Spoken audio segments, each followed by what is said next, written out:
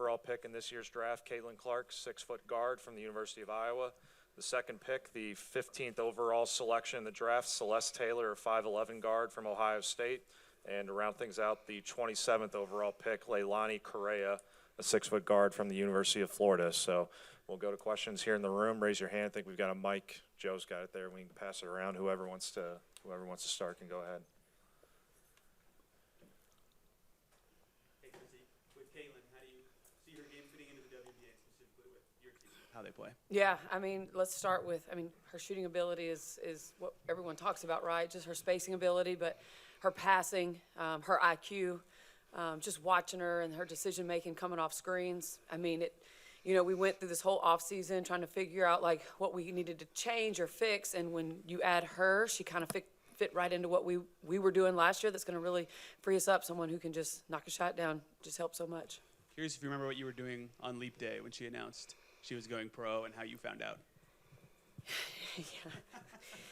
I'm trying to, yeah, I think it was unexpected. It was just out of the blue. And I think Lin sent me the text, and it was, we cheered for a little while.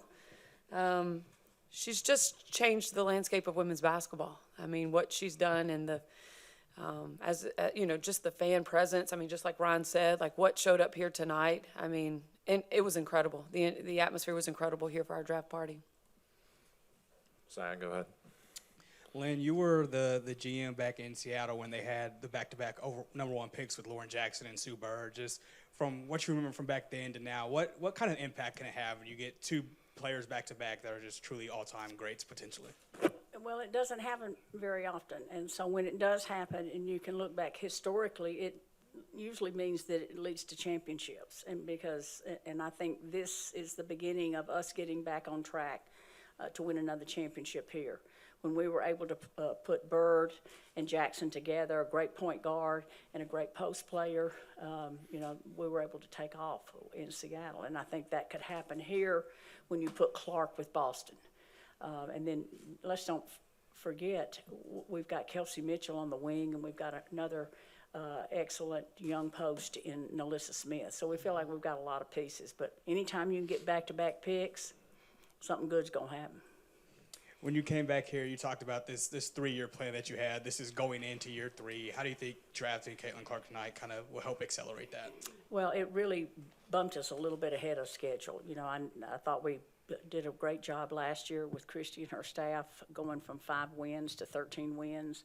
And then I knew if we got back in the lottery, even though we really fought for the playoffs, if we got back in the lottery, we would still have a significant amount of balls in that thing that pops up.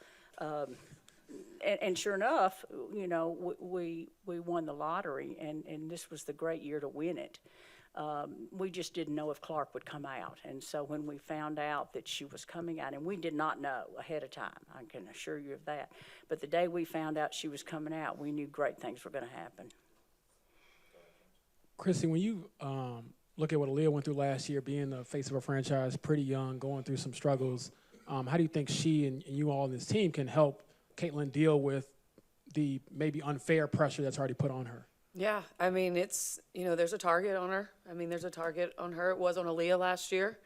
The thing with, they've got great players around them, so that helps out so much, to put Kelsey Mitchell out there and Nalissa Smith, Erica Wheeler, Katie Lou Samuelson now. I mean, we've just got a great group of people that can embrace these, her as a rookie. And Kelsey and I have talked quite a bit on, she's got so much that she can teach Caitlin Clark. And so she's excited about that. But just, I think she's just going to be targeted like most first-round draft picks are in this league every year. And they just got to fight through it and do the best they can, and their teammates are got to have their back. And Lin, for you, talk about Caitlin having a target. She's played with a target for 4 years now. How do you think she'll embrace this next challenge in front of her as she has with other challenges throughout her career? I've been very impressed with how she's handled the pressure that she's been under her entire career at Iowa, the expectations, carrying that team. I'm a real big fan of what she's already been able to accomplish in the spotlight, tremendous spotlight. And I also think that she's going to adjust to the pros better than people think she is. You know, everybody wondered if Aaliyah Boston would, and look what she did. Aaliyah had good strength when she came in. She came from an outstanding program. She was smart. She great work ethic, and Clark has all of that too. You know, when you watch Clark, you think, how does she hit those threes from the logo? You know, how does she make those great passes? She's physically strong. She's got great strength in her legs, in her core, and in her hands. And so I'm expecting her to have an impact on the WNBA. Lynn, we always hear about the Caitlin effect. If you could give us an idea of, I mean, we saw 6,000 people in here tonight, but the effect that she's had already without scoring a point in the WNBA, the effect she's had on this franchise. Well, I think the day she declared was into February, last day in February, we immediately started selling tickets, and wow, I mean that's unheard of. And so, from the business side, she's already had a great impact on the excitement in this city. You can't underestimate what she's accomplished in college with breaking all these records. You know, and every record she broke, the media got more excited about it and more visibility. And then she's been on TV with the Big Ten package. And I kudos to the Big Ten for having a great television package where we all got to see her play. But then, she broke Kelsey Plum's record. She broke Kelsey Mitchell's record. And then when she chased Pistol Pete Maravich, that really ignited everybody. I mean, everybody knows who Pistol Pete is. And so to pass and break his record was phenomenal. And so she's just created this unbelievable attention, but she's earned it. I mean, look what she's done. As someone who grew up before Title IX, as did I, so what do you reflect on where the game has gone to? I mean, you're at this point where the women's national title game got more eyeballs than the men's. Do you reflect on what it was like back in the day before Title IX? I never thought I would live to see the women's championship game outdraw the men's. I never thought I would see that happen. I'm thankful that I have. I've seen tremendous progress. You know, Title IX's now 51 years old. We're seeing the benefits. It's a special moment in our sport. But, we've had a lot of great players through the years, and I had an opportunity to coach a lot of them. We just didn't have the TV games. We didn't have the visibility. They were secret heroes, secret stars. And I think now what Caitlin Clark's done is put a spotlight on our women's game, and everybody's seeing what a great game it is. I mean, I loved watching our women's games this year. Nothing against the men, but there was something about the women's college game this year that just caught everybody's attention. You had more than just Caitlin Clark. You had a lot of exciting women that played at a high level, highly competitive. And so I love seeing it. I'm thankful that I'm still alive to see it. Christie, for you mentioned Caitlin's passing ability. And shooting's going to come and go, but can you dive just more into how valuable that is? Because, when she's not able to shoot well, which is rare, that passing ability is still, elite, at least from what we saw in Iowa. Yeah, that's one of the things I say about her when I get to talk about her, just her willingness to be a passer. She did a great job with her Iowa teammates. Some nights they were hitting for her, some nights they weren't, but she just continued to make those passes. And that, as a coach, as a pro coach, when you try to look at who she's going to be passing to, in the future, it changes things. I had the opportunity to coach Sue Bird in Russia several years ago, and there are times watching Caitlin play. Sue's one of the greats. She's one of the greats to play the game, and there are times where I'm watching her and I'm like, my God, that is something that's a pass that Sue could have made, and very few people could have made them, especially the kick aheads and the pass aheads, and it's just right on point. She has this ability with the strength that Lynn talked about to just get the ball and whip it right on time. And that's another one, her timing is just impeccable with her passes. Scott, go ahead. See, did you talk with Lisa Bluter at all just about beyond basketball, everything that comes with it, the crowd that's going to be outside your bus, in the airport, all those different things where you might have to be a coach in a different way for her and the rest of the group? Yeah, Lynn and I talked about that quite a while ago, just about, how much to reach out to them. I mean, we wanted to respect their season. And so we really didn't want to not show any pressure, but we just wanted to let them enjoy their season and see, what they were going to be able to do. And they had an incredible season. So it was just, that is a conversation that I will have with her. I have called everybody to ask about what this is going to be like. And the answer I get is, Chris, I don't have anything for you with this. And so that's kind of, it's a different, it's something different that we've never had before, having a player like her come here. And along the same line, something you never had before is 36 of your games at least on a national scale. Like, what do you think that can do in help elevating the entire franchise as a whole? We'll just keep the momentum going that we've seen in the college game this year. When you have, 18, 19 million for the championship game, and we're hoping that will carry over into the WNBA. Not just with Caitlin Clark, but with Cameron Brink and Cardosa and Angel Reese and the players that were drafted tonight. But it's a real key moment in the history of women's basketball, women's sports, to have the visibility that we have. And then for us, the Indiana Fever, to go from having 1, maybe 2 games on TV to having 36. So no pressure on you, Christie. No, not tonight, Lynn. Not tonight. I'm curious, guys, just from the standpoint of, we've talked about what she is as a player, as a person, for a franchise that's looking to rebuild. What made Caitlin Clark such a person that you guys wanted to build this around, and how she's been able to handle that pressure at Iowa? How can it apply to the WNBA? Well, she really fits the culture that we're building here. Not only do we want great players on the court, but we want great people in the community.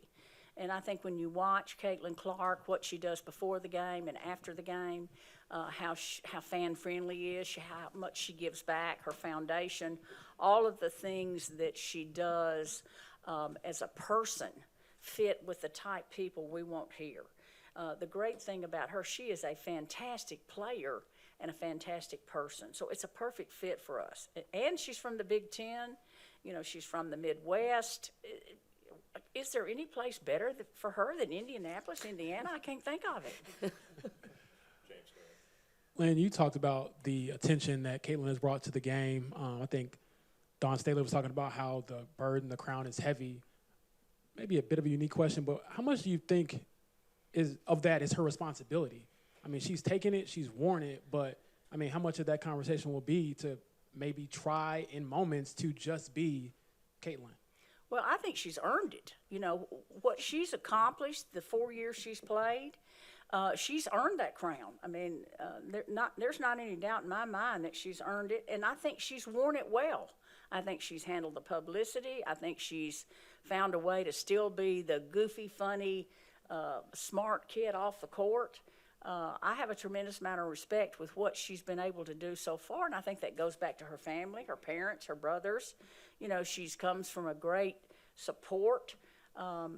So far, she's shown me that she can handle the pressure, and I think she can handle it at the next level.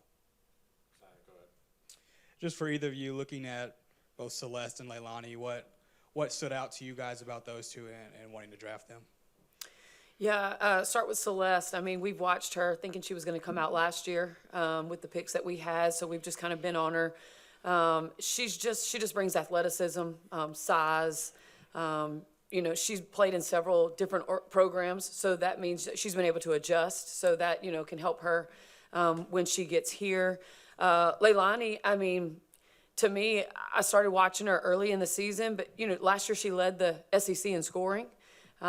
She's shooting 35% from 3. She's long, she's athletic. It's kind of a need that we need, both of those two guys. And I think they just give us an option in training camp where we just really want a competitive training camp, and both those guys do that for us.